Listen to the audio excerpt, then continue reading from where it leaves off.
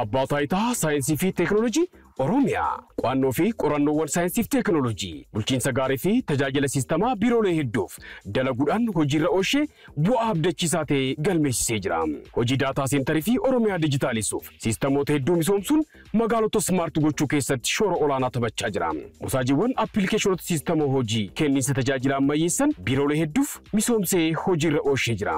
Argannoowwan saayinsii fi teekinooloojii qonnaan bulaa fi horsiisee bulaa keenyaaf fayyadan misoomsuu fi madaqsuun hojii boonsaa hojjechaa jira. Kaaffee saayinsii magaalota hedduu keessatti ijaare wiirtuu kalaqaa ta'uun dargaggoota hedduu oomishaa jiru. Teekinooloojiiwwan damee dinagdee fi fayyaa darbees kanneen biroo deeggaran qorannoo fi qo'annoodhaan deeggaramee misoomsuun hojiirra oolchee bu'aa qabatamaa galmeessisaa jira. Ammas bu'aawwan saayinsii fi teekinooloojii hanga ammaatti argateen daran babal'isee hojiirra oolchuun biyya saayinsii fi teekinooloojiin keessatti dagaagee ijaaruuf kutannoodhaan hojjechaa jira. Abbaa Taayitaa Saayinsii fi Teekinooloojii Oromiyaa. Hayyee kabajamtoota daawwattoota televezyiina Faanaa ceesiftuu boodatti deebinee jirra. Riittaa shoo televezyiina Faanaatiin daawwachaa jirtan. Ispoonsarii sagantaa kanaa Abbaa Taayitaa Saayinsii fi Teekinooloojii Oromiyaa qorannaa fi qo'annaawwan saayinsii fi teekinooloojii ka biyya keessaa fi ka biyya alaa madaqsuu fi misoomsuudhaan hawaasa keenyaaf hojii boonsaa Abbaa Taayitaa hojjechaa jirudha. Guddaa galatoomaa isiniin jaa. Hayyee maamuyyee bakka torban irratti dhaabnerraa itti fufna. Egaa jiruuf jireenya kee keessatti barumsa kee ciminaan haga maastarsiitti hojii keetiin illee ogeessa herreegaa baay'ee cimaa ta'urra geesseerta. Dhugaa dubbachuudhaaf akka Adaamaatitti anis gaafa si beeku amata 14 jiraadhe fagoodhumaa wal ilaalla. Ammaan tana jireenya kee illee bifa bareedaadhaan akka jiru, ijoollee kee bifa bareedaadhaan akka barsiisaa jirtu. Ofii keetiif illee even amma konkolaataa ammaatiin of ta'ee namni eeguus hin jiru. Seenaa tanaan dura beeknu. Konkolaataa bareedaa ta'e oofaa jirta. Konkolaataadhaas jechuudha. Jireenya gaarii keessa jirta. Kun kan agarsiisu qaama miidhamtummaan namaa gadi ta'uu akka hin taane waan qaama guutuu qaba namoota jedhaman qixxee jiraachuu oofuu balaliisuus akka danda'amu barumsa guddaadha jedhee yaada. Tarii amma qaama miidhamaa gaafa jedhamu al tokko tokkotti konkolaataan addatti isaaniif qophaa'u hin jira. Konkolaataa akkamiitii kan oofaa jirtu? Akkuma dura dubbadde opportunity jiru amma haala biyya keenyatti irratti konkolaataan mijataan biyya keenya hin galleesi osoo hin gallees jettee humna kiyyaa oole jechuudha. Inni atomaatikiidha. Atomaatikiin noormaalidhuma kan biyya keessa galee hiriyoota qaama miidhamtoota wajjin ol taanee akkamitti qaama miidhamaan oofuu danda'a. Hiriyaan keenya hin jira asuma naannoo ganda odaa keessa jira. Ogummaa adda addaa qaba. Ogummaa adda addaa kanaan namni kun waan inni uumne hin jiru qaama miidhamaadha ni beekta silashii jedhama. Ni beekta ta'a. Wanti inni hin hojjenne hin jiru kophee barabaasoo jedhamu kana gommaa konkolaataa irraa muree hojjeta. Paartiilee konkolaataa keessatti wantooti gommaan barbaachisan bakka baay'ee iddootti kan galan qaama miidhamtoota akka bulchiinsa magaalaa Adaamaatti. Moodefii jechuudha moo? Fakkeenyaaf qaamota konkolaataa keessaa fakkeenyaaf handhoqqee dhoorgu duubarraa wantoota akkasii gommaarraa fuune yeroon biraa arguu dandeessa. Nama cimaa nama moodeelii magaalaa kanaa ta'ee kan jiru hin jira. Isa wajjin yaada kana konkolaataan akkamitti oofamuu akka ta'u. Atomaatikiidha. Atomaatikiin immoo firisoonii hin qabu. Irratti wannoo ishee irratti hojjete wannoo biloonidhaan irratti hojjete wannoo kana yoo itti kenninu beenzila kana yoo itti kenninu fi fireenii akkamitti akka qabnu inni ilaalee sanaan booda haala saniin okkoodhuma jaarsi qabatu kanarratti modifaayee hojjete jechuudha namni kun. Innis qaama miidhamaadha? Qaama miidhamaadha innis. Namoota kanaan ol taanee waajjira geejjibaatillee nama 22 taanee laayisansii argachuu qabna. Waraqaa eenyummaa konkolaachisummaa argachuu qabna jennee asii keertee kan jedhamu jira naannoo Maamee Hoteelii. Isaan bira dhannee isaanillee ani konkolaataa akka keessaniif mijatuu hin qabu. Ani barumsaa naa kaffala. Isaas konkolaataa barbaaddan modifaayii godhaa fidaatoo isiniin kenna laayisansii rakkoo hin qabu jedhee. Haala saniin nama 22 qaama miidhamtoota 22 taane walitti fidnee konkolaataa nuuf ta'u modifaayii goosifnee ji'a 2 kireeffannee Sanaan booda piraaktisii achitti kaffallee haala sanii laayisensii keenya rakkoo tokko malee waajjirri geejjibaatu sapiraayizii ta'ee bakka isaaniif yeroo jalqabaati wanni kun laayisensiin hin kennamu jedhamee isaanirra achittuu mormiin xiqqoon ka'ee ture nuyi influensii irratti goone akka laayisensiin nuu kennamu goone jechuudha. Well educated ta'aniiti kan oofnu jechuudha. Waan bareedaadha. Tarii amma duratti gara gaaffii kiyyatti yaanan dhufuu barbaade. Qaama miidhamtootaa fi rabbiin bakka qaamni isaanii itti miidhametti irratti sanii bakka ni buusaa fi dandeettii addaa kennaa addaa ni kennaa fi namoonni je'anii jiru. Tarii warreen harki isaanii miidhame miila ajaa'ibaa sammuu ajaa'ibaa miila akka harkaa tajaajilu sammuu miila sana akka harkaatitti ajaju sammuu ajaa'ibaa ni kennaa fi nama ija hin qabneef gurra ajaa'ibaa kiiloomeetira waan akkasii kun hin jira. Maammeen ani kanan beeku dandeettii herreegaa ajaa'iba ta'e akka qabdu gama saniin dandeettii addaa argeen jira. Kanaaf yoo maanni waan si biratti sirratti hin jira. Tarii qaama kee kana gaafa ilaalu harki kee kun ni jaba. Tarii kanuma argiteetta harka ajaa'ibaa qaba. Harka ajaa'ibaa. Yaa jireenya ispoortiidhaan ture kanaan dura wiilcharii turte. Wiilcharii sun ispoortiin jirre ajaa'ibaa fidde. Isarraa mootora dhufe. Sheeppiin ammaa kun amma kan akkana deeman jiru kun hojjetame miti moo?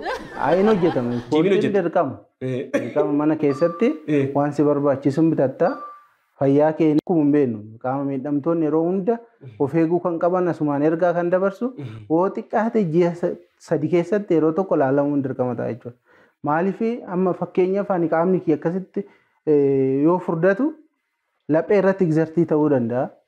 Qaamoleen kee akkota namoota fayyaalessii kana waan sochii guddaa waan hin gooneef ani doktora bira osoo hin dhaqin dura ofii kiyyaa tiriitimentii mataa kiyyaan qaba. Ofiinan ofan eegaa tiriitimentii mana yaalaa nan deema. Haala saniin ishee wiilcharii sun waggaa 10 baadiyyaadha kaasee waan ittiin deemeef dhagaa guddaarra waan ba'uuf ishee dhiibuun sun hirree kana baaste jechuudha. Hirreen kun tokkicha baanan duubatti deebitee akkasumatti itti fufe. Tarii mudannoowwan garaagaraa qabaachuu dandeessa. Waan ani tokko akka mudannootti kanan sitti himu keessaa tokko biyya Tarkiitti na fakkaata kanan dubbisee. Tokkotu dubartii buutikii keessatti uffata kana gurgurtu jaalata. Sooressaa deddeebi'ee uffata hin bitaanii. Gaafa ishiin buutikii keessa teessu akkuma kiyyaa kana amma dugdaa gadi mul'attu gubbaarraa akka ajaa'ibaa kana bareeddii garuu qaama miidhamtuudha. Jaalatee hin deddeebi'aa guyyaatti ishuma ilaaluudhaaf jedhee tiishartii tokko irraa bita kophee tokko irraa bita.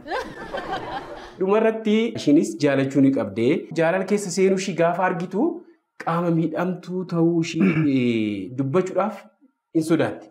Maaliif ilaalchi nama bira jiru hin beekti waan ta'eef.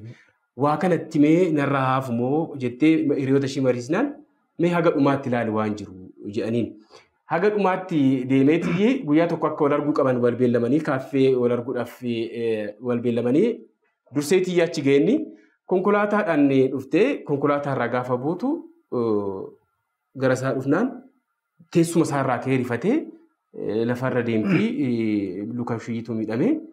Bakkuma dhaabatetti boo'ee dubbisuudhaaf illee carraan kenneef kaateetuma deemee dubbate. San booda ji'a 2 guutuu nama walii galuu dadhabee hin dhiphatee dhumarratti taa'ee of taajjabee maalee isheen jaaladhe wanni kun maana keessatti uumame waan jedhu of madaaleetii deebi'ee dhiifama gaafatee har'a akka fakkeenyaatti addunyaa irratti seenaan isaanii kun hin dubbatamu. Sooshaal miidiyaa irratti dubbisee jechuudha.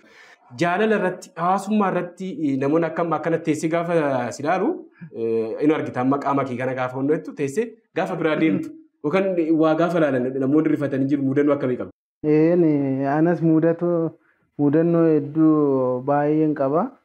Mudannoo kana keessa bara 2001 natti fakkaata. Bara 2001tti maaltu na mudate?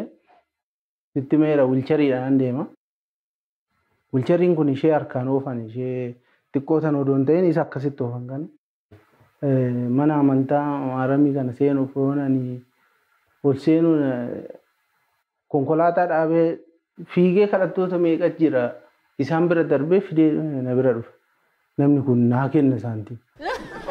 Nama guddaadha baay'ee abbaa qabeenyaa ta'uu danda'an beeku yeroo sanitti. Ani immoo yeroo hunda yeroo wiilcharii saniin deemu saantiman zaradhee deema kiisii keessa godhadhee maaliif chaalenjiin jiru waan hin beekuuf jechuudha. Maalan godhaa yoo isaan naa kennan saantima baasanii yoo naa kennan deebisee hin kennaaf hankii. Tokko nan barsiisa lammata immoo namni sun kanaan booda kadhataadha nama akkasitti wannoo irratti hin baasu jechuudha ilaalcha kiyya inni sun.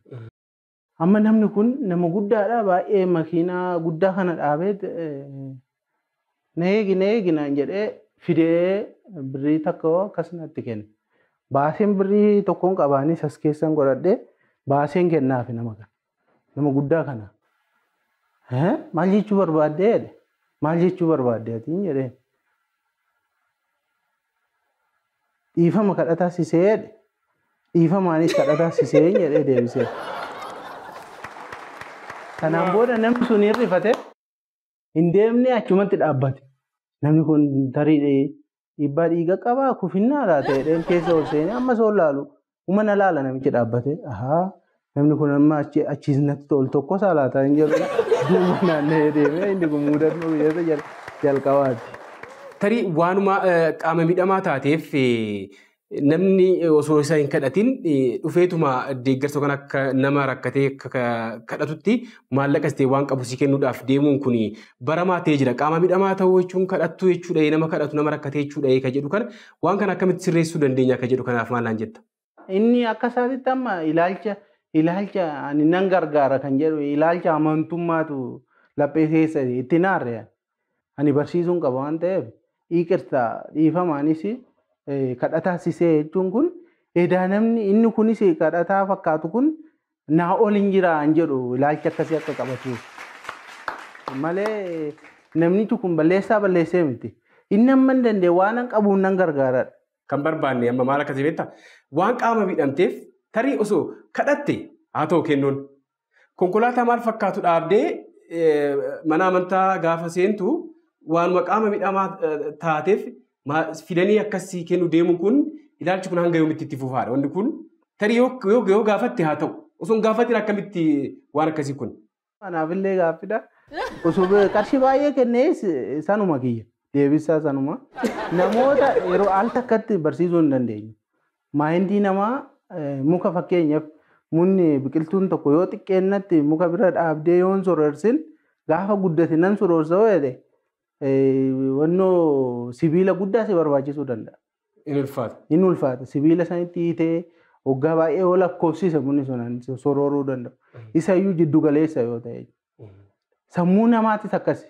Sammuun waggaa 30 ilaalcha qaama miidhamaatiif qabu jaarsi sun amma jalqabaa kaasee qaama miidhamaan kadhataadha jedhee yaada isaa keessatti seefii yoo goote. Kanaafuu ilaalcha kana fooyyessuudhaaf maal ati keessumattuu mudannoowwan garaagaraa akka qabdu namni yeroo jalqabaatiif maallaqa gaafuma deemtu si argee lafarra jechuu dhufee maallaqa si kennaan itti deebistee ammas deebisee si kennee itti darbattee lola guddaatu ka'ee ergasii immoo hojjetaa waajjira galii taatiin fakkaata iddoo hojii keetitti nama jalqabaati keessummeessite nama akka rakkataatti karaa irratti maallaqa sitti darbeessan ta'eedhaan.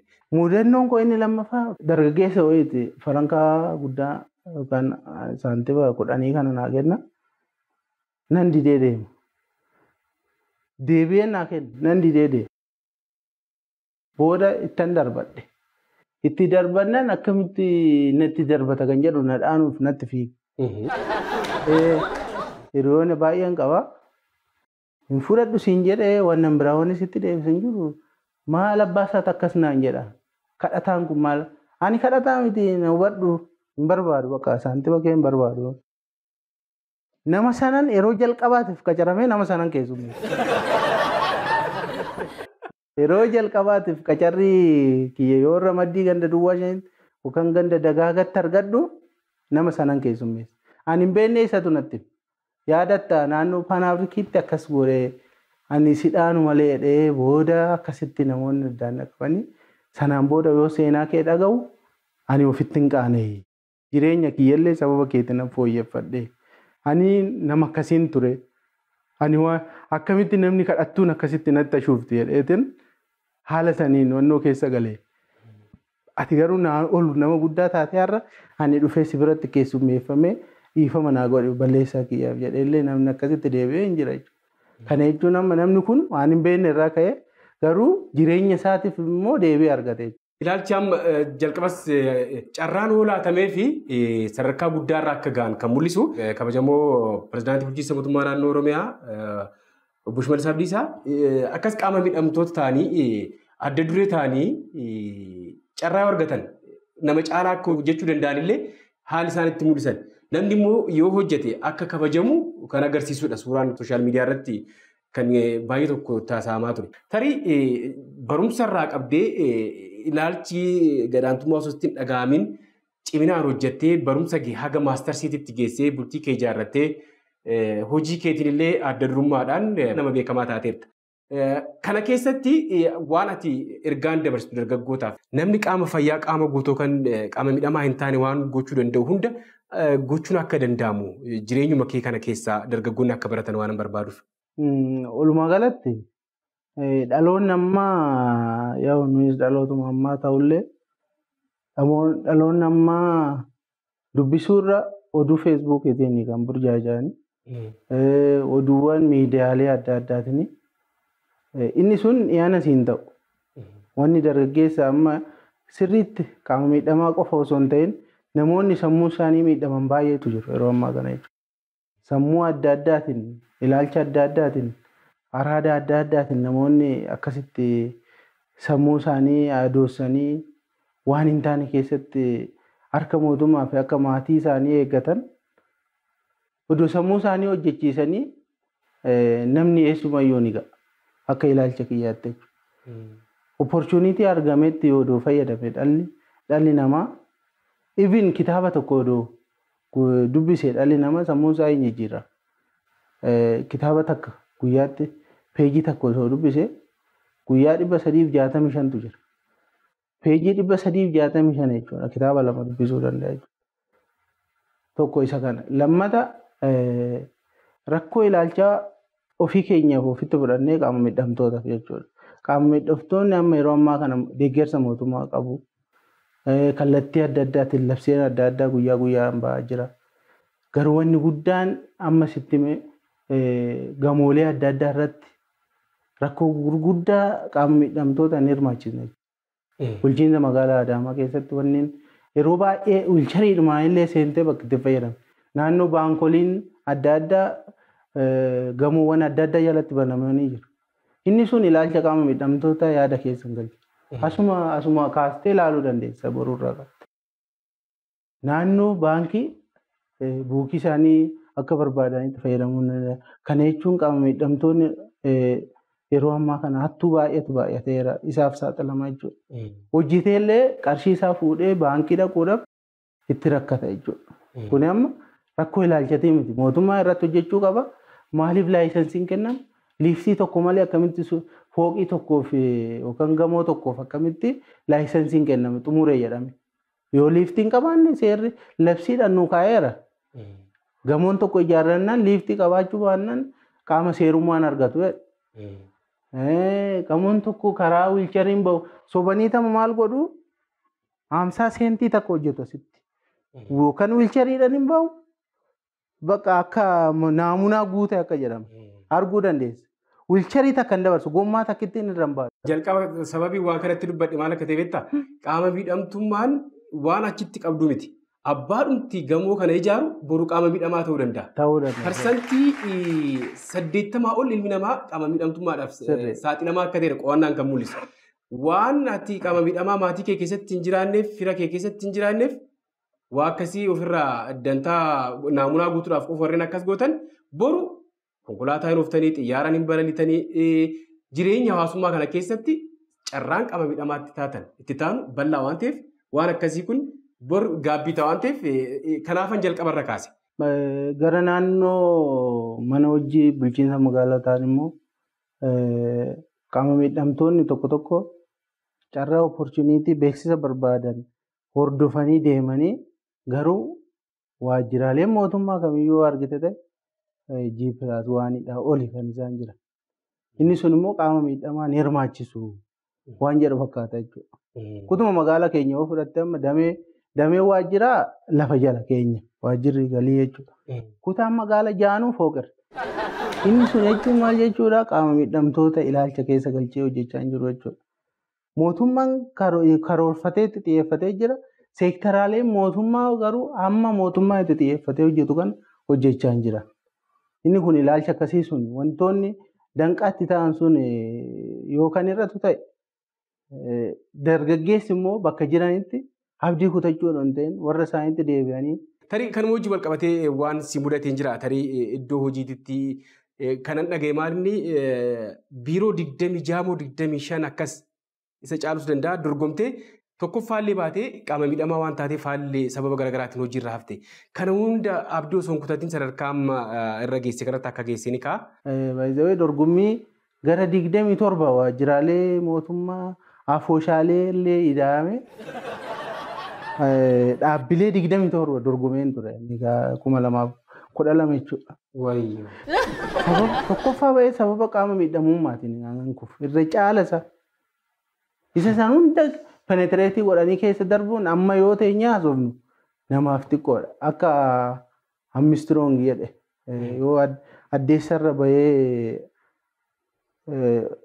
abuuru maal jedhe tarkaanfiin kun anaaf xiqqoodha jedhe addeessumarra bahee qoratee deebi'e. Dhala namaatiif garuu utaalcha guddaadha. Dhalli namaa biraan gahu. Anaaf garuu tarkaanfii taakkuu takkaati. Nama saniif tarkaanfii taakkuu takkaati. Dhala namaa kanaaf garuu itti ulfaata. Eenyumtuu achi gahuu dhiisuu danda'a. Ilaalchi kun na biras hin jira. Ani akkan ta'e darbe keessa namoonni kaan qaama miidhamnoonni sun ilaalcha maamuyyee kana qabatanii dhufuu miti. Namoota kana garanatti fiduuf akkan duratti jedhe san adda durummaadhaan isaan dursa kennuu osoo hin ta'in wanta isaanii barbaachisu mijeessu. Sanaan booda isaan hin dhufu. Isaaniif dursa kennuu osoo hin ta'in isaan tiriitii gochuu osoo hin ta'in waan ta'e kennuufi osoo hin ta'in kallattii isaan daandii isaan irraa dhufu san yoo ashawaan garagaantii ta'ee rakkisu ta'e asfaaltii gochuu. Yommuu asfaaltii ta'ee too kan caccabee rakkisu ta'e suphuu. Bakkeen bakka wilcharii dhangaluu san mijeessuu fi malee gargaarsa tokko barbaada qaama miidhamu. Kanaaf haala mijataa sana uumameef qaama miidhamaan baay'ee sixxee osoo namoota akkasitti dubbiste taalentii isaan keessa jiru biyya miti addunyaa jijjiira. Asumatti qaama miidhamoota walitti dhufnee yoo haasofnu dandeettiin isaan jiru, aksantiin isaan dubbatan, wantoonni isaan achi keessatti calaqqisiisan ajaa'iba si jechisiisan. Kanaaf yeroo ammaa kana addunyaa akkasitti bukoofte keessatti namoota akkasii kan walitti finnee addunyaa akka jijjiiran gochuudhaaf wantoota ka daandii isaan barbaadan. Carraan haalaa ta'uuf waan ajaa'ibaati. Abbaa Taayitaa Saayinsii fi Teekinooloojii Oromiyaa qo'annoo fi qorannoowwan saayinsii fi teekinooloojii bulchiinsa gaarii fi tajaajila siistamaa biiroolee hedduuf dalaguudhaan hojiirra oolchee bu'aa abdachiisaa ta'e galmeessisee jira. Hojii daataa seentarii fi Oromiyaa dijitaalisuuf siistamoota hedduu misoomsuun magaalota smaart gochuu keessatti shoora olaanaa taphachaa jira. Musaajiiwwan appilikeeshinoota siistama hojii kenniinsa tajaajila ammayyeessan biiroolee hedduuf misoomsee hojiirra oolchee jira. Argannoowwan saayinsii fi teekinooloojii qonnaan bulaa fi horsiisee bulaa keenyaaf fayyadan misoomsuu fi madaqsuun hojii boonsaa hojjechaa jira. Kaaffee saayinsii magaalota hedduu keessatti ijaare wiirtuu kalaqaa ta'uun dargaggoota hedduu oomishaa jiru. Teekinooloojiiwwan damee dinagdee fi fayyaa darbees kanneen biroo deeggaran qorannoo fi qo'annoodhaan deeggaramee misoomsuun hojiirra oolchee bu'aa qabatamaa galmeessisaa jira.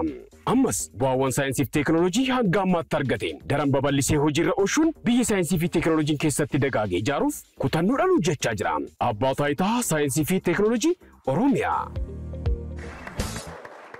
Ceesiftuu boordiitti deebinee jirra. Riittaa Shoo Televiziyoona Faanaatiin daawwachaa jirtan. Ispoonsarri sagantaa kanaa Abbaa Taayitaa Saayinsii fi Teekinooloojii Oromiyaa qorannaa fi qo'annaawwan saayinsii fi teekinooloojii ka biyya keessaa fi ka biyya alaa madaqsuu fi misoomsuudhaan hawaasa keenyaaf hojii boonsaa Abbaa Taayitaa hojjechaa jirudha. Maamuyyee ani ilaalchumti akkasii kun yeroodhaa yerootti miidiyaadhuma argameen carraadhuma argameen keessumattuu xiyyeeffannaawwan amma sooshaal miidiyaan kun baay'ee tokko dhiphatee jira. Kabajamoo pirezidaantii bulchiinsa mootummaa naannoo Oromiyaa obbo Shimallis erga xiyyeeffannaa fi kabajni akkas qaama miidhamtootaaf kennan erga mul'ate booda nutis agarsiisaa jirra waan ta'eef haala jiru. Kuni yeroodhaa yerootti irratti hojjetamuu qaba. Waajjirri kana irratti hojjetullee maamila waan dabarsee kana bakka deeman hundatti isaaniif haa mijatudha. Atis barumsa kee mo'attee sadarkaa maastarsii jireenya kee mo'attee kaleessa akkuma inni haalli itti socho'aa turte rakkisaadha. Wiilcheerirraa iddoo isteeppii garaagaraa deemtee konkolaataa darbees immoo rabbi jedhe xiyyaaras itti deemuun nafu rabbaa jedhu muuxannoo kee dargaggoota jiraniif haasaaf ilaalchi jiru akka jijjiiramu gorsuudhaaf si affeereen ture. Turtii bareedaa waliin dabarsinee jirra waan ta'eef kana boodas waan adda hojjettee akka deebinee wal arginu abdii guddaan qaba. Waamicha kiyya kabajuudhaan Riittaa Shoo Televezyiinii Afaanaa irratti waan dhiyaatteef guddaa galatoomsiin jira. Kana sirriitti itti yaaddee akkasitti qaama miidhamtootaaf dursa kennite shoo kanatti naaf affeeruu keetiif atis kabajni siif haa ta'u. Anis qaama miidhamtoota karaa jiruun akka sii qindeessee yeroo tokko tokko dhuftee akkasitti haala kanaan haala bareedaa nana simatteen akka simattu waamicha kootii fi galata kiyya asumaan galfadha. Atis galatoomii. Kabajamtoota daawwattoota keenyaa dargaggoo Maamuyyee Waamii waliin Riittaa Shoo taasifne kana fakkaata. Torban keessummaa akka biraa taphoota babbareedoo kanneen birootiin hanga walitti deebinutti qopheessaaf dhiyeessaa Riittaa Taaddalaa.